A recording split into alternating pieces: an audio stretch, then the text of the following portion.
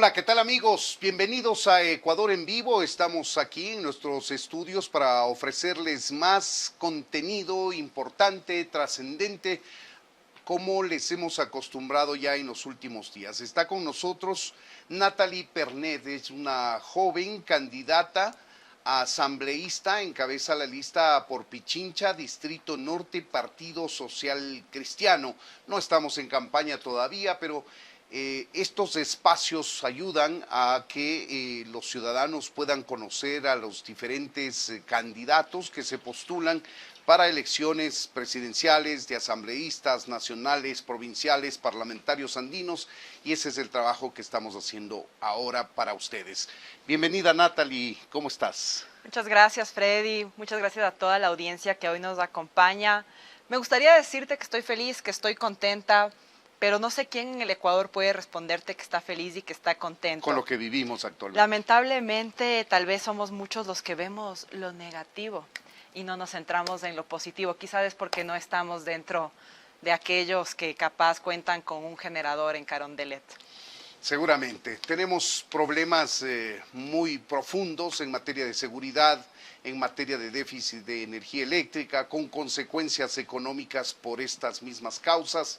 Y claro, se hace difícil ver el lado positivo. No obstante, vamos a hacer un esfuerzo y más con la perspectiva electoral. Si tú llegas con el voto popular a convertirte en asambleísta, ¿cuál va a ser tu línea de acción tomando en cuenta estos problemas que tenemos ahora en coyuntura? Mira, Freddy, primero agradezco mucho tu pregunta porque creo firmemente que la gente debe conocer por quién vota. Y a diferencia de muchas personas que pueden encontrar en la papeleta, yo no soy una aparecida. Yo vengo de una trayectoria privada y pública de servicio comprobada. He trabajado a través del activismo para generar algo tangible que es inclusión de mujeres víctimas de violencia al mercado laboral formal para que rompan los círculos de violencia. Tengo una experiencia y una trayectoria comprobada como abogada laboralista defendiendo causas poco o nada populares como la contratación por horas, que dicho sea de paso, la cartera de Estado del gobierno actual nunca supo ni cuánto costaba la hora y tuvimos que salir quienes sí tenemos conocimiento y preparación a defender una figura que podría salvar lo que hoy estamos viviendo. Veía las notas de varios medios de comunicación, porque el INE todavía no saca cifras, de los despidos masivos que han habido en este primer mes de cortes energéticos. Para muchos sectores, hablar del trabajo por horas es una mala palabra. ¿Cómo tú defenderías esta posibilidad que, estoy de acuerdo contigo, va a dinamizar las relaciones laborales en nuestro país? Con la ley y con el derecho, porque el dato mata el relato. Entonces, para eso hay que tener, primero, conocimiento, que es lo que yo sí tengo.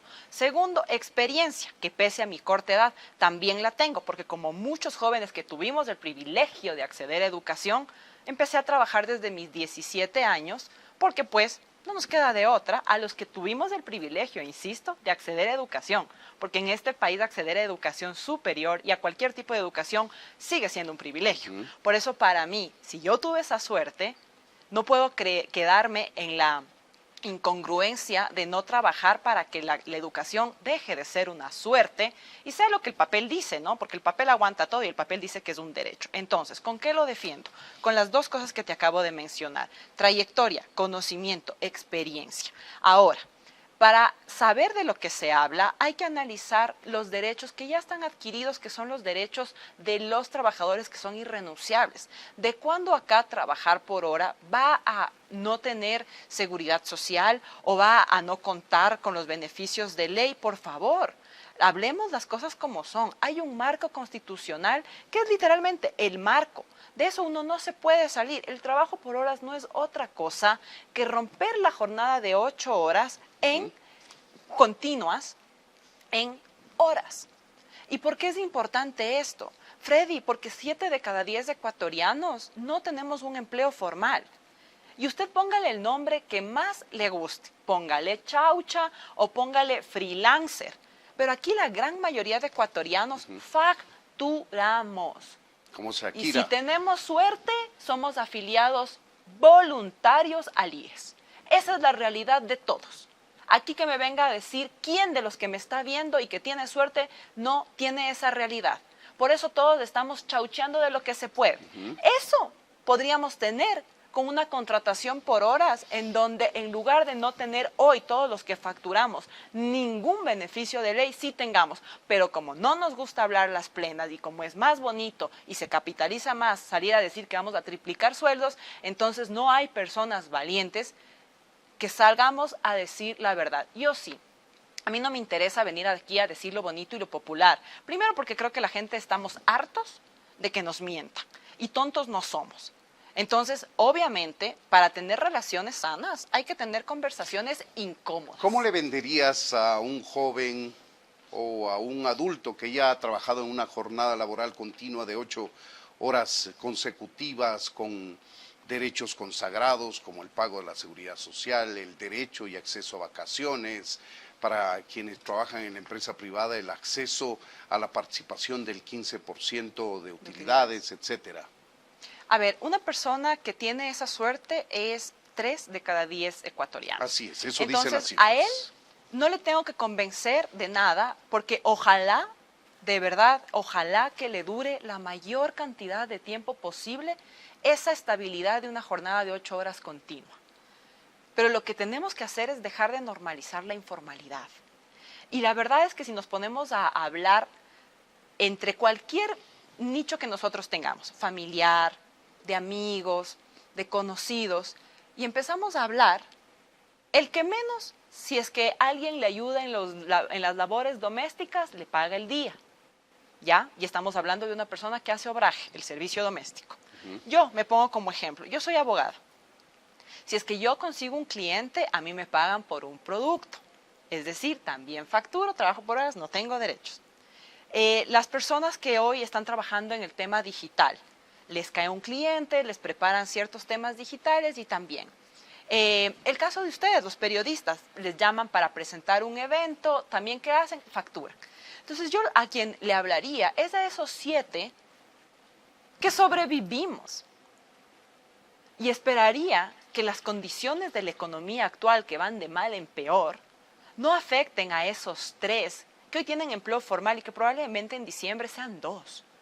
Tristemente. Entonces estamos hablando de la coexistencia de al menos 2 normativas, una que va a regir a quienes tienen un trabajo de jornada ininterrumpida de al menos 8 horas, con las reglas del juego ya establecidas, y una normativa nueva con una flexibilidad de contratación laboral que establezca el trabajo por horas y las reglas del juego para esa modalidad. Mira, Freddy, yo no comparto la palabra flexibilidad y la cambio por evolución. Okay. ¿Por qué? Porque la sociedad siempre va más rápido que el derecho. Y cuando se habla de flexibilidad, queda este fantasma de la precarización.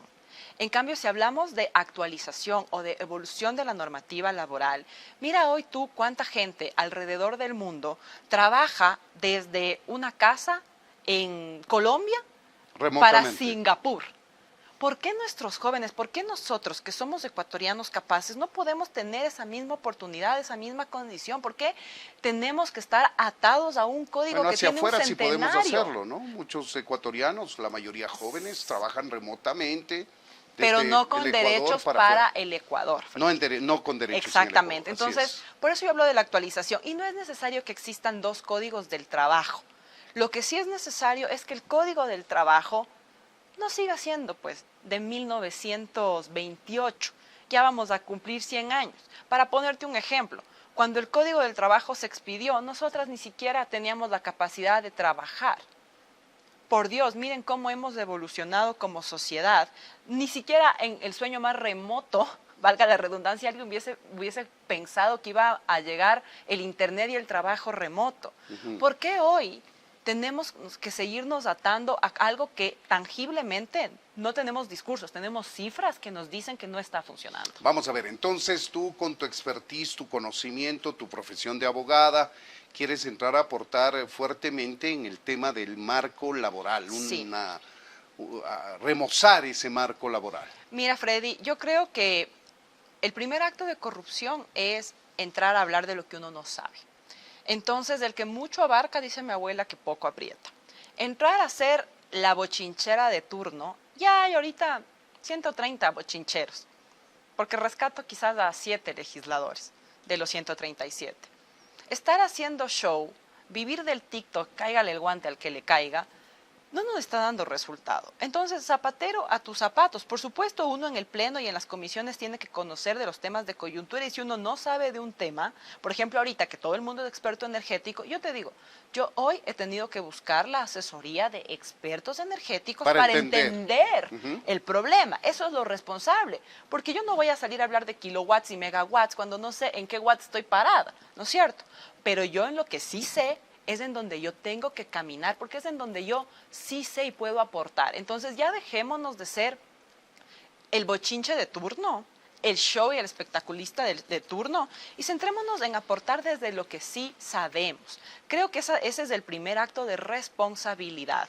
Yo tengo, una vez más, esta bandera que te estoy hablando no es una bandera popular. Sin embargo, yo la he defendido desde mis aulas universitarias, de las cuales ya van a ser más de 10 años. Entonces, hablar de esto no lo vengo a hablar desde la improvisación, lo hablo desde la acción. Y sí te digo una cosa, Freddy, el activismo y el sector privado y la militancia por las causas, tristemente, aunque te ayudan, llegan hasta un punto. Hay un momento en donde tienes que ser el tomador de decisión, porque si no, no puedes ejecutar. Yo he decidido meterme a la contienda electoral porque quiero llegar a ser una tomadora de decisión, porque yo sé lo que es peregrinar la Asamblea Nacional para que ni siquiera te abran la puerta. Yo sé lo que es estar afuera de despachos horas de horas de horas para que ni siquiera te escuche el asesor del asesor del asesor. Yo sé lo que es estar en las calles defendiendo víctimas de femicidios para que después duerma el sueño de los justos las comisiones. Y estoy harta, pero no puedo seguirme quejando. Mira, si es que en el peor escenario yo no llego a llegar a la asamblea porque no cuento con el voto, créeme que voy a seguir molestando desde donde molesto. Pero yo no voy a perder la oportunidad, porque para mí es un honor y una oportunidad de poder llegar a ser una tomadora de decisión. ¿Por qué lo hiciste a través del Partido Social Cristiano? Fácil. Primero, porque fueron quienes me dieron la oportunidad. Ellos me llamaron, me buscaron. Segundo, porque en el Ecuador tú necesitas, para llegar a un puesto de toma de decisión, tener un partido político. Y pues la gran mayoría de ecuatorianos que estamos preparados y que queremos llegar a tener un puesto de decisión, no contamos pues con la herencia millonaria y un partido político heredado para poder fundar nuestro propio partido. Bueno, pero hay que ser afín, ¿no? Tenemos que, claramente, entonces tienes que escoger entre lo que hay, porque, a ver, yo voy a ser sensata. Claro, tú dices, a mí no me gusta nada si eres joven, ¿no? Y dices, a mí nadie me representa y demás. Perfecto. Pero esas son las reglas del juego. Entonces, leamos cada uno de los partidos, qué dicen sus estatutos, qué representan y demás. A mí me gusta lo que promulga el Partido Social Cristiano. Me identifico porque es un partido que busca trabajar por causas. Es un partido que es mucho más socialdemócrata de lo que muchísimas veces le han hecho esta falsa publicidad de ser un partido de derecha. No es un partido de derecha, tanto es así que es el único partido que por escritura pública está en total oposición al incremento de impuestos. Y tú también estás en esa línea, obviamente. Por supuesto que sí. Por supuesto que sí. Entonces, uno tiene que tener coherencia y congruencia, entendiendo, una vez más, las reglas del juego que se tienen, porque la otra, que es coger partido membrete, tampoco es la opción, porque luego te pasan fuertes facturas. Para cerrar el tema laboral, que es, digamos, el de especialización tuya en tu condición de abogada, quiero invitarte y a los amigos que nos siguen, que a propósito les invitamos a que sigan suscribiéndose a nuestro canal de YouTube, nos den like, activen la campanita para que todo contenido nuevo llegue oportunamente. Vamos a ver lo que trae el portal Primicia respecto del conocimiento que ya tiene ahora la ministra de Trabajo respecto de los 4 proyectos de ley. Es el otro recorte, los 4 proyectos de ley que se analizan en la comisión respectiva. Ahí está, ministra de Trabajo expuso su posición respecto a 4 proyectos de ley que tramita la Comisión Laboral. ¿Tú estás siguiendo estos 4 proyectos de ley? ¿Estás desde afuera analizando qué es lo que se discute puertas adentro en la Asamblea? Vengo desde el 2017 analizando no los 4, realmente son 12 proyectos de reforma al Código del Trabajo y 3 proyectos de reforma a la Ley Orgánica del Servicio Público, los SEP, las que han venido durmiendo el sueño de los justos. Hoy se están hablando de 4. En la asamblea disuelta, que debería ser la continuación porque este es un periodo de continuación, quedaron 8 proyectos de reforma al Código del Trabajo. Por eso sí creo que la comisión debería dejar claro que no son 4, son 8, que estén priorizando 4 es diferente, ¿ya? Por supuesto que sigo las sesiones de la comisión, primero porque es mi área de trabajo y segundo porque yo he sido invitada en la anterior asamblea, en esta no, a varias sesiones y mesas técnicas justamente para analizar y para proponer dar tu criterio y profesional. dar mi criterio profesional, una vez más, no desde la crítica, sino desde la propuesta, porque que las cosas están mal no es novedad, es descubrir el agua tibia. Así es. O sea, que a mí me vengan a decir que las cosas están mal, éxito, o sea, eso sabemos todos. Proponme algo para que las cosas dejen de estar mal, porque tampoco es justo y lícito que los ecuatorianos paguemos el sueldo de 137 quejones. De acuerdo. Bueno, vamos, sigamos analizando otros temas. Otro de los temas que le causan molestias y más que molestias, perjuicios económicos a los ecuatorianos son los cortes de energía. Tú, Natalie, dijiste que te estás informando, estás entendiendo el tema eléctrico. ¿Cómo lo miras? ¿Qué harías tú si llegas con el voto popular y consigues una curul en la próxima asamblea? Mira, para mi suerte, tuve la oportunidad de trabajar en un medio de comunicación, en un espacio radial que se enfocaba en proyectos de transición energética. Y esto me permitió conocer mucho del sector extractivo y entender cuáles son las fuentes de energía no renovable, en donde tristemente en el país no somos competitivos porque hay demasiada traba burocrática. Por ejemplo, había visto yo que recién salió el mismo presidente, creo que fue, o si no fue la presidencia de la República a través de un comunicado, a decir que se les va a quitar los subsidios a las mineras. Y la Cámara de la Minería ha señalado de qué subsidio hablan. Y yo lo primero que dije cuando vi las noticias, ¿de qué subsidio hablan? ¿Por qué? Porque conozco a los 2 proyectos mineros que son los únicos que existen hoy operando en el país.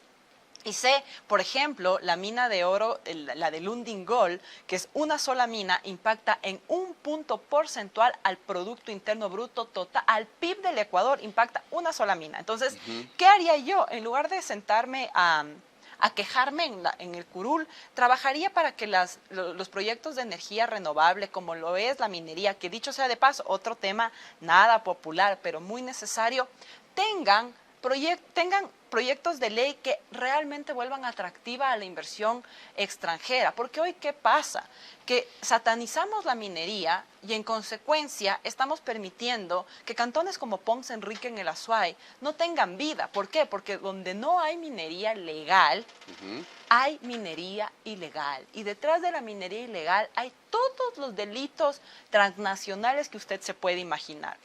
Entonces, ¿qué hacemos? Ponemos trabas a lo que nos va a generar inversión, que está demostrado una vez más, una sola mina impacta en un punto al PIB, pero permitimos que por debajo de la mesa nos sigan matando. Entonces, ¿qué tiene que ver el tema de los apagones con las energías renovables? Todo, porque las decisiones que realmente nos saquen de esto no van a ser a corto plazo, vienen a largo plazo, porque a corto plazo pueden ir desde temas que uno puede hasta reírse como la hora de Sixto, hasta temas de conciencia social en donde nos eduquemos para tener menor consumo energético, más sabiendo que viene diciembre, pero esto es un tema estructural, ¿ya? Y aquí sí mi crítica formal y contundente al actual gobierno, porque seguirle echando la culpa al de antes, no me sirve de nada. Usted está ahí para resolver. Y una vez más, lo peor que uno puede hacer es postularse para lo que uno no conoce. Todos los candidatos de las elecciones anticipadas del 2023, absolutamente todos, sabían que se venía el estiaje. Tanto es así que en el debate de todos los candidatos fue una pregunta, insisto, a todos los candidatos. Y el hoy presidente dijo de su propia voz que en 9 meses resolvía. Va a 10. Va a 10 y nos va a decir hoy que vienen 3 semanas más de apagón. Entonces, cuando tú sabes a lo que te metes, no contratas las barcazas 2 días antes de que te quiten la luz. Cuando tú sabes a lo que te metes, al menos eso empezabas a hacerlo desde noviembre, es decir, desde hace un año. Porque uno no va y se sienta en la presidencia para ese rato enterarse. Y lo mismo digo a todos los que hoy somos candidatos a cualquier puesto de decisión. ¿Sabemos? Porque yo sí puedo hablar por mí. Yo vengo haciendo un inventario legislativo para saber a dónde voy a ir y cómo voy a hacer que mi gestión en 4 años sea lo más eficiente posible. Porque yo no voy a ir a inventarme el agua tibia, ya está inventada. Hablemos de el quehacer legislativo, el parlamento, el hablar, el negociar. ¿Cómo miras tú el resto de bancadas? Porque tú puedes tener buenas ideas, puedes formular proyectos de ley en materia laboral, que es tu mayor expertise, puedes sugerir apertura a la inversión extranjera para no solo para el sector eléctrico, sino para todos los sectores que se requiera, etcétera, pero necesitas votos. Mira, Freddy, yo creo firmemente que se ha satanizado la palabra acuerdo y negociación. El deber de un legislador es parlamentar, es llegar a acuerdos.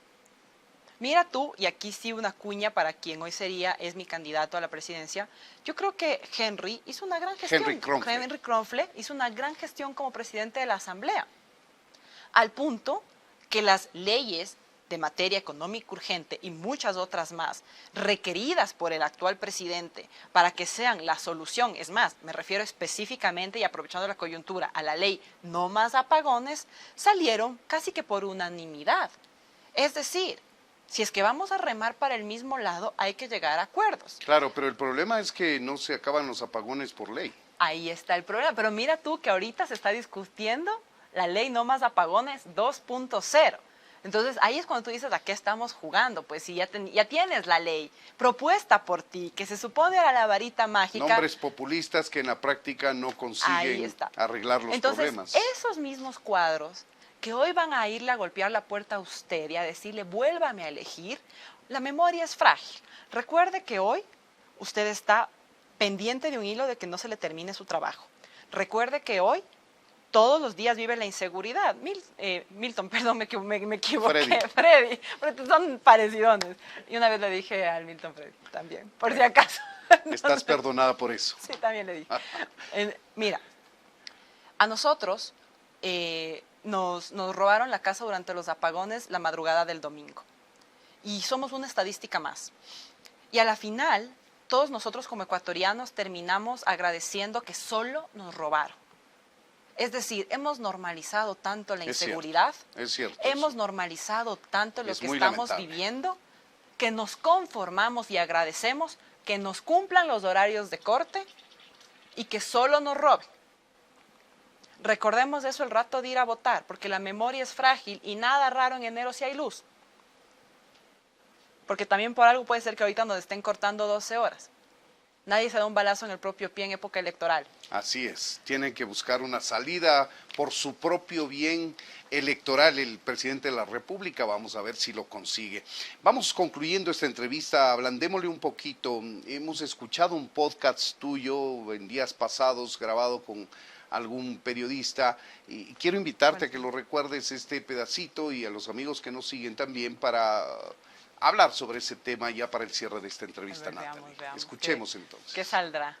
Hablando un poco de lo que es el síndrome del impostor, porque cuando tú leías mi biografía, a mí me pasaba mucho antes que como que me daba vergüenza que lean tanto y yo decía, quizás esto suena ególatra o qué vergüenza, ¿por qué están leyendo las cosas que he hecho?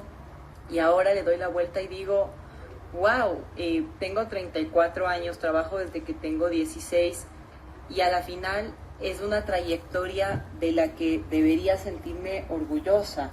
Y digo debería sentirme orgullosa porque quiero empezar la pregunta que tú me decías de cómo ha sido este camino. Lo primero que tenemos las mujeres muy en común es el sentir constantemente que no somos suficientes. Y este síndrome del impostor nos afecta al 99.9% de las mujeres. He conversado contigo por más de 30 minutos y no lo veo al síndrome del impostor. Es que no se ve. No lo siento, no lo escucho. Mira, es un tema y qué gran paraguas que me das. Primero porque esto es algo que compartimos muchísimo las mujeres. Y es lo que estamos tratando de cambiar a través del empoderamiento femenino, a través de la equidad de acceso. Es muy chistoso porque tú pregúntale a quien sea, no sé si tienes hijas, o a tu pareja, o a tu madre, a tus hermanas, a las mujeres de tu entorno más cercano. Y diles, oye, ¿tú alguna vez has sentido el síndrome del impostor? Hice este ejercicio antes de la y entrevista estoy segura con las que te dijeron compañeras. que sí. Sí. Porque nosotras constantemente estábamos pensando, y digo estábamos porque solo así se va a acabar, que no somos suficientes. Porque todo el tiempo incluso estábamos compitiendo entre nosotras. Es más, mira que teníamos esta frase tan horrorosa que es el peor enemigo de una mujer. Es otra mujer. ¿Cómo puede ser posible que sigamos perenizando ese tipo de frases que nos limitan a todas? Cuando no hay mejor amiga de una mujer que otra mujer, porque hay que crecer haciendo red, hay espacio para todas. Entonces, para mí hablar del síndrome del impostor me gusta mucho. ¿Por qué? Porque las redes, que es a través de donde yo me he hecho conocer más, tal vez por mi edad, por mi generación, porque todo se digitalizó y demás. Claro, te ven a ti a través de una pantalla y todas pensamos que la vida de la otra, claro, el pasto siempre es más verde en la casa del vecino que en la mía. Así es. ¿Ya? Y a mí me ha pasado, como te digo, trabajo con muchas mujeres muy diversas, de diversos estratos culturales, económicos y sociales, que a veces ven algo y me dicen, no, a ti no te pasa. O yo le veo a otro y digo, no, a ti no te pasa. O le veo a uno y digo, qué mujer tan hermosa. Le veo a otro y digo, qué mujer tan inteligente. Y cuando me acerco a hablar con esa mujer, a la que le veo la mujer más inteligente del mundo, me dice, Dios mío, la más inteligente. No, ella piensa que es la peor, que no sabe nada de la vida, la que le digo, oye, eres hermosa. Pero no son inseguridades propias del ser humano, que no son exclusivas de las mujeres, que también las tenemos los hombres. Sin estás duda. por asumir una nueva tarea profesional, el reto de llegar eventualmente a una curul de la asamblea te genera nerviosismo, te genera inseguridades, pero de ahí hablar del síndrome del impostor, quizá ese tiene un par de linitas más arriba. Sí tiene un par de linitas más arriba, pero está comprobado. O sea, partamos del presupuesto que todo ser humano tenemos nuestras inseguridades, por supuesto, es parte de lo que nos hace humanos. Pero este síndrome del impostor lleva a que esa inseguridad te la creas. Y es decir, muchísimas veces tú tienes muchas mujeres y personas muy capaces, porque no digo que es exclusivo de nosotras, digo que es mayoritario o más hablado entre nosotras, porque una vez más a ustedes muchas veces no les permiten ni contar lo que sienten. Para nosotras, en cambio, está avaladísimo contar todo lo que sentimos. ¿Ya? Porque tal vez si ustedes se sinceran más, hablaríamos de que el síndrome del impostor lo tenemos todos, pero a lo que yo voy es que muchas veces limita.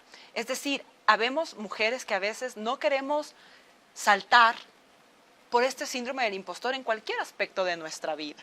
Y yo te digo, cuando yo he hablado de dar el salto a la vida pública, no solo ahora como candidata a la asamblea, sino como activista y demás, lo primero que yo decía es, qué vergüenza.